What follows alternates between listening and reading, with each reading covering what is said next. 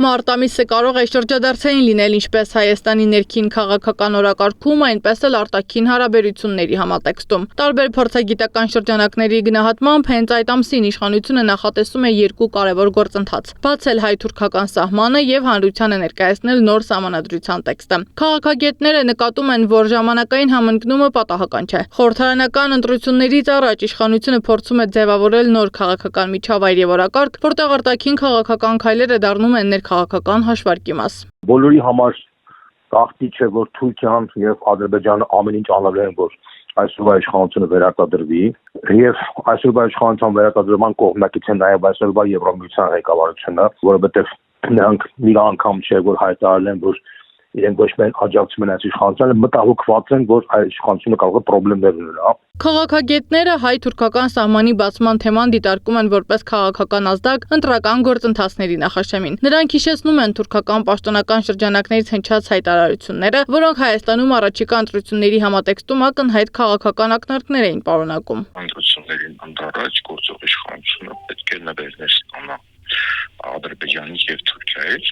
որտեղ ամբողջ իմաստը այն է, որ պետք է օգնեն վերընտրվի քաղաքացիական պայմանագիրը, որտեղ Հայաստանում երբեք նման իշխանություն չի լինի, որը կգնա բոլոր զիջումներին, եւ այստեղ նաեւ կարեւոր նյուանս գոյություն ունի։ Եթե իշխանությունը չի վերարտադրվում, ապա ԱԿՊ-ի վերնախավի համար անձնական խնդիրներ են առաջանում։ Նույն համատեքստում են դիտարկվում նաեւ Ադրբեջանի հետ էներգետիկ համակարգերի հնարավոր ինտեգրման վերաբերյալ հրապարակային քննարկումները։ Գուցե մի քանի նոր պահանջների վերադարձ, որոնց վերջերը դատեցին որպես նվեր, այսինքն այս process-ը շարունակվելու է եւ ապրիլին եւ մայիսին։ Ինչ վերաբերվում է սահմանադրության փոփոխությանը, դա ուղղակի ժեստ է, ցույց են տալի, որ իրենք պատրաստ են սահմանադրությունը փոխել, բայց բնականաբար իրենք միջև ընտրությունները սահմանադրությունը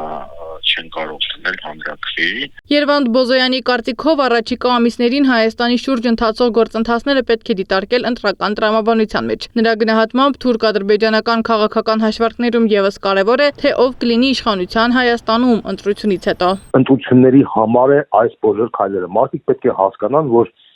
ըստ էության հիմա այս խնդիրները դա կարճաժամկետ էֆեկտ են ունենալու եւ գլխավոր նպատակը այն է,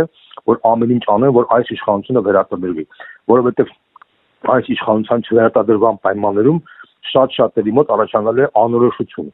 Թուրքիայի մոտ, Ադրբեջանի մոտ, Եվրամիության ղեկավարության մոտ։ Քաղաքագետների համոզմամբ միջազգային դերակատարների համար այս փուլում առաջնային է Հայաստանից ստանալ մի քաղաքական կերպար, որը կարող է ներկայացվել տարածաշրջանում կայունություն եւ խաղաղություն ապահովող գործոն, իսկ մնացած հարցերը դառնում են այդ պատկերացման ածանցյալը։ Սեդամակարյան, Գեգամ Ղազարյան, ABC Media։ Բաժանորդագրվեք YouTube-ի մեր ալիքին, հետևեք մեզ Facebook-ում, Instagram-ում, Telegram-ում, WhatsApp-ում եւ TikTok-ում կամ այցելեք պաշտոնական մեր կայքի 3w abcmedia.am։